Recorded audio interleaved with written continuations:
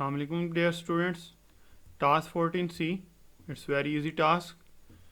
Just we are going to open the file task 14B and change the subheading styles to have dark blue font with yellow highlighted background and save the document as 14C.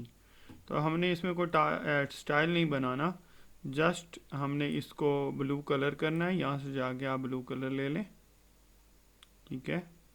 मैं ज़रा light से ले रहा हूँ ताकि आपको सही नज़र आ जाए, और आपने इसका बैकग्राउंड येलो कर देना है, ठीक है। और उसके बाद क्योंकि ये सारी सब हेडिंग्स पे आपने अप्लाई करना है बगैर स्टाइल बनाए, तो आपने क्या करना है, फॉर्मेटिव पेंटर का टूल लेना है। यहाँ से ये कॉपी पेस्ट के अंदर ही होता है। ये क्या करता है, इससे स्टाइल को कॉपी करेगा और जिस पे आप जाके उसको सिलेक्ट करेंगे दोबारा, तो नीचे वाले पे फ़ौरन ही अप्लाई हो जाएगा। तो आपने अपनी डॉक्यूमेंट के अंदर सब हेडिंग को आइडेंटिफाई करना होता है। अभी इसमें तो सिर्फ 2 थी, तो हो सकता है किसी और फाइल में आपको इससे ज़्यादा मिले। तो आपने उसको आइडेंटिफाई करने के बाद आपने फॉर्मेट पेंटर को यूज़ करते हुए उसको वो स्टाइल दूसरे पे अप्लाई कर दिया जाता है।